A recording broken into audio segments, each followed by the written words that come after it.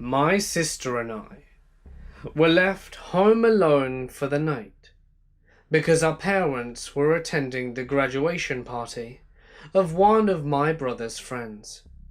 Frankly, I was looking forward to a night of freedom, and I also happened to be closer to my sister than I was with anyone else. After they left, we watched a movie and played some games. I was only about 11 at the time, and she was 15, so my judgment varied from hers greatly. It was around 10, and both of us noticed a flashing of lights on the wall across from us. This shimmering was clearly coming from the front door, which was mostly made up of a window that allowed all light to pass through. She was a bit unsettled, but because we lived in a remote area and seldom had visitors, I had no sense of threat, since I was too young, and told her I would check it out. When I went to peer out the front door, I saw a cluster of maybe 3 cars making their way around the loop we had in front of our house. To be clear, this wasn't shared with other houses. In fact, we didn't live in a neighborhood. It was a private drive. I figured they were probably just lost, looking to turn around as the cars left abruptly. I explained the situation to my sister, and at first she was worried, but as some time passed, she seemed to shrug it off a bit.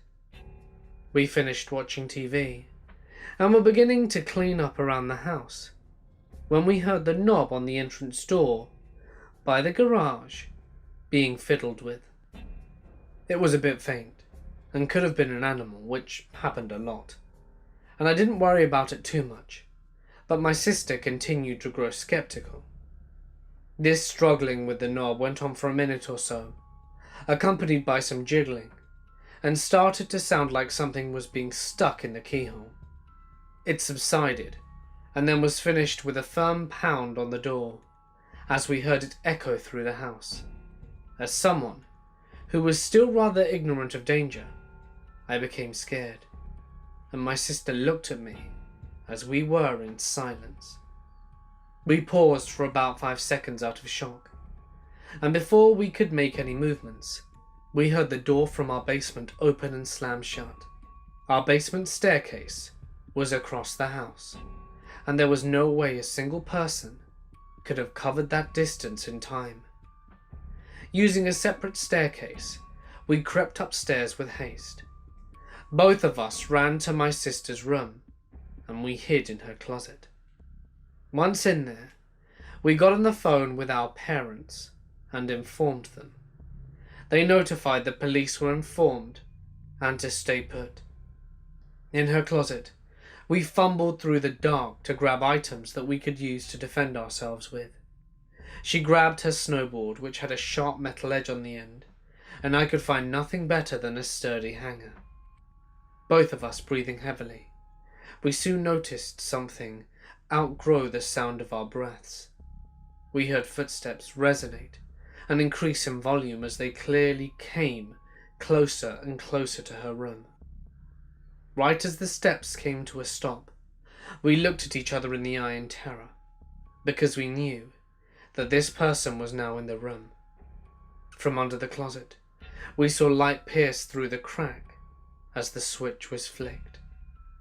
The person walked around the room and began moving stuff as we could hear from the door behind. The rummaging stopped, and the footsteps returned. They were distinctly growing much louder, and 2 shadows formed beneath the cracked light under the door, where his feet had prevented light from coming through. The noise I will never forget is when the knob on the closet door began to turn. It was met with a stiff halt as we had locked it shut. It was odd, no doors in our house had locks, but that one did, thank God. He jiggled it a bit, but gave up after a few shakes. His footsteps grew more distant and soon faded away, and after about 10 minutes, my sister and I started to feel safe and no longer heard any sounds. She explained to me that the distance from the closet to the window that allowed us on the roof was only about 5 feet. We mustered up the courage and darted for the roof. Once up there, we felt much safer, as no one would check up there. Then we waited about 15 minutes before the cops arrived. They arrived and we got back into the house, and it was as if we were returning to a completely different house. Everything had been trashed and ransacked. The aftermath left us with stolen jewellery, a mess in our house, and an experience I will never forget. We're just lucky the intruder wasn't able to break down the 1-inch wooden barrier that separated him from us, and I can't imagine what he would have done if he did. I am a 20-year-old female. I'm quite small, barely 5 foot tall, and weigh a mere 120 pounds. About a year ago, I was home alone. My sister had gone out with some friends, and my mother was working the night shift. It was about 1 a.m, and I had been watching scary story videos on YouTube, and had already gotten quite freaked out. I have 2 dogs, one big German Shepherd that we actually trained to be on her guard, and a golden retriever. We have one window facing the street, and we roll down the roller blind when it gets dark, but leave a small space open for the dogs so they can watch the street. The area isn't the best known one in town, but if you live there, people will account for you. You're one of them, and strange people tend to avoid our part. So I thought it was quite strange what happened last night. Suddenly, our shepherd started going mad, barking and running around. Since she always does this when someone walks by our house, I didn't think anything of it and continued, fueling my adrenaline rush. But after a while, even our golden retriever got uneasy, and I felt something wasn't right, but I wrote it off because I was listening to stories the whole night. Suddenly the doorbell rang, and I was about to walk towards the door and open it, as I knew my sister was supposed to be home any minute. But she always knocked on the window and would show her face in order for her to know that it was me. So I knew something wasn't right. Instead, I walked towards the window and opened the curtains, and I could make out a figure. But he had stepped in the window, so I couldn't see his face. Once he saw me, he started waving at me, and I frowned. "Can I help you?" I asked, after he hesitated before he walked towards me. "Can you open the door?" he asked. "Why? I can hear you just fine through the window," I said, and looked at him. He looked pretty familiar, but I can't exactly remember why he looked that way. I remember it was an older man. He wore an old cowboy hat and leather jacket, and jeans with holes in them. He was clean though, and wore glasses and had short grey hair and was smoking a cigar. "I'm looking for a friend of mine. They recently moved here. They have 2 kids, but I don't know where they live," he said. I looked at the clock and saw it was quite late. "Look, sir, I just recently moved here, so I don't know everyone yet. There are a lot of couples with kids. What are their names?" "I don't know." I stared at him and my eyebrows rose. "Sir, I highly doubt a couple with kids, people whose names you don't even know, want you to come knocking at their door in the middle of the night. I think it's also pretty inappropriate that you rang my doorbell. Do you have any idea how late it is?" I asked. He shrugged and asked me to open the door again. "No, I want you to leave right now," I replied, and was getting kind of panicky. I was home alone, and just wanted him gone. He left after that. I got my mum's pepper spray and was pretty freaked out, but resumed listening to my videos, and after a while had gotten thirsty. So I got up to get something to drink, and something caught my eye. He was looking at me, crouched down so he could look through the window. My eye widened, and I yelled out, "What the hell?"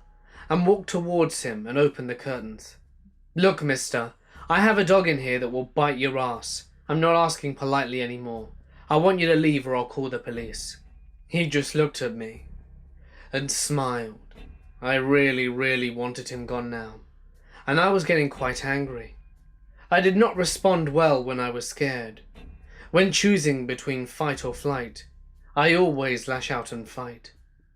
My sister was due to be home any minute now, and I quickly called her, while he was just standing there looking at me, and explained what happened. After a while, I saw him walking away, and I kept looking at him until I couldn't see him any longer. Her friend was bringing her home, and she was nearly there. I was waiting by the door. I saw her stepping out of the car, and out of the corner of my eye, I saw the creep.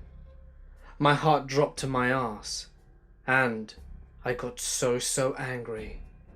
I saw him start to run faster towards my baby sister.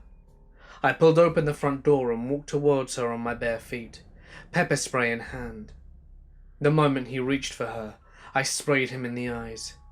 "I swear to God, next time I see you, just even on this street again, I will make sure you breathe the rest of your life through a straw." I was seething. Quickly, I pulled my sister inside and locked the door. I texted my mother what happened, but because she was working, she didn't see the text until morning. Maybe it wasn't wise that I sprayed or yelled at him, but at that moment, the only thing I was thinking was that he was too close to my little sister. I really hope he doesn't come this way again, for his own sake. I am a 16-year-old girl, and I live with my father most of the time. You see, I don't have the greatest of relationships with my mother. She is not a very kind person to me or my family. She judges me for everything that she can, whether that be my weight, my voice, my sexuality, or pretty much anything that she can find to mock me. It takes a big toll on my mental health, as well as my self-esteem. This is why I try and stay at my dad's house as often as I can. My dad is pretty laid back. He doesn't really care which movies I watch, what music I listen to, and which video games I choose to play. He doesn't care about who I bring home, as long as they're good to me, which is a major relief, considering that I can get away from my homophobic mum for a few days. He doesn't care if I listen to music or watch shows with swearing, because he knows it won't change me at all. We'll sit at home sometimes to watch the Saw movies for fun, to put our relationship into perspective. The point is that my dad is extremely chill about most things, which is why I'm with him most of the time. But I do plan to move in with him full time once I turn 18, or until I go to college, if I decide to, that is. As for the story, a lot of the time when I'm at my dad's house, he'll go to play poker during the evening. Sometimes, depending on how good or how intense the games are, he might not get home until 2 or 3 a.m. Most of the time I don't complain, because I can be alone for a little while, which is comforting sometimes. This was one of those nights. I usually don't go to bed until 1 a.m, regardless of whether I have school or not in the morning. This particular night, I was home alone, and I decided to take a shower around 11:30 p.m, to dry my hair and then go to bed with my dogs. This was pretty much a routine for me when my dad wasn't home. I have diagnosed panic disorder and anxiety, and am on medication for it. One of my biggest triggers for panic attacks is when the door is unlocked when I'm home alone. It scares me that I might leave the door unlocked and someone will come in and murder me or something. So because of this, I'm sure the door is locked multiple times before I get into the shower and leave my dogs in the living room. Let me explain how my apartment is laid out. When you walk through the front door, you walk through a hall that leads to the living room. In this hall is a closet and the door to my dad's bedroom. After walking through the hall, you enter the living room, and to your right is the kitchen, and straight ahead is another closet, and on the right side of the closet is my bathroom, and on the left side of the closet is my bedroom. In other words, it's a fairly small living space. Before I got into the shower, I left the kitchen light and lamp in the living room on. 2 lights lit, 3 lights unlit. I am a bit of a perfectionist, so I always leave the lights like this when I get into the shower. It's kind of a ritual I have. I don't really know how to explain it, other than it bugs me if it's set in a different way. So I set the lights the way I want them and go to take a shower. I close my bathroom door all the way and see my older dog doesn't want to come into the bathroom and pee like he usually does when I leave the door open. I take fairly long showers, usually around 45 minutes to an hour. My younger dog doesn't like people. We got her from a pet store, so it's understandable that she would be afraid, especially of men. I'm not sure what it is about men, but she just doesn't like them. She refuses to go up to them or even be in the same room as them. The only man that she will touch is my dad and sometimes my uncle, and she doesn't like strangers in general, but men, especially, give her anxiety. She also has a profound dislike of cats. We live on the first floor in our apartment building, so there will be cats walking outside on the ledge of the screened-in porch, and she will bark until she can't anymore. There is also a cup that someone left on the ledge that she dislikes and barks at constantly. About 20 minutes into my long shower, I hear her start to bark. It's not a bark that she does when she hears someone outside, but more like a terrified, threatening bark, which I had never heard before. It honestly scared me, but I assumed it was just a cat walking by or a squirrel outside a tree. I simply brushed it off as my anxiety. But a few minutes later, I noticed that the barking hadn't ceased, and my other dog had started up as well. Now, he isn't much of a barker, although when something shows up at the door, he'll let out 3 or 4 quiet, excited barks. But these weren't happy barks either. They were mean, threatening barks.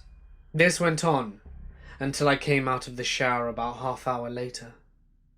But when the water to the shower stopped, so did the barking. I was confused, but also blew it off as my own anxiety. I wrapped my hair and body in a towel and decided to head towards the door when something caught my eye. The bathroom door was cracked open. I froze and panicked, trying to remember if I closed it all the way, which I did. I specifically remember having closed the door so my older dog didn't pee on the floor. I calmed myself enough to be able to walk out of the door, when I got an eerie feeling reaching for the doorknob. We live in a safe neighborhood, and I've never gotten this feeling before in my life. The only way to describe it was déjà vu and confusion. I opened the door and walked out to the living room. Something seemed off, but for a moment I couldn't place it. Then it hit me like a brick. All of the lights that I had left on were off, and all of the lights I had left off were on. 3 lights on, 2 lights off. Completely different than my ritual. That was the point that I realized something was wrong, or someone had been in my house. All of the candles in the living room were lit, and the lighters were placed outside on the porch with the door closed. We have always kept the lighters and candles side by side. At this point I was still in a towel and had started to weep. I was trying to figure out what to do when I remembered to check the front door. It was unlocked. At this moment, I went into full-on panic mode and had to sit down on the floor for a good 3 or 4 minutes. I texted my dad, asking him if he had remembered to lock the doors on his way out, knowing full well that I had checked it beforehand. I also left everything else out of the text, because I didn't want to freak him out. He said he had locked it, so I said okay, and decided to see if the lock was broken. It wasn't, which meant the lock had been picked. The only way for someone to get in was with a key, and since the lock wasn't broken, that meant that a key was used. The only people who have keys to our apartment are my father, my biological mother, my stepmom, and stepsisters. My mom was asleep at home. My stepmom was playing poker with my dad, and my stepsisters were almost an hour away at college. Nobody who we knew of who had a key had been there other than me. None of our stuff was stolen, which confused me, because if someone is to break into a house, why would they switch the lights on or off, light the candles, and not steal a damn thing? I didn't get any sleep that night, and I haven't told my dad about what happened. I have no idea why my bathroom was open, or why the lights were switched on and the others off, as well as why the candles were lit. I just assume that when that person heard me in the shower, maybe they wanted a peek, or I don't know, maybe they got scared and left, but obviously not before wanting to mess with me. All that I know is that whoever broke into my home had a key, which means they can come and go as they please, and that scares the shit out of me. Thank you guys for watching, and don't forget to subscribe for more videos.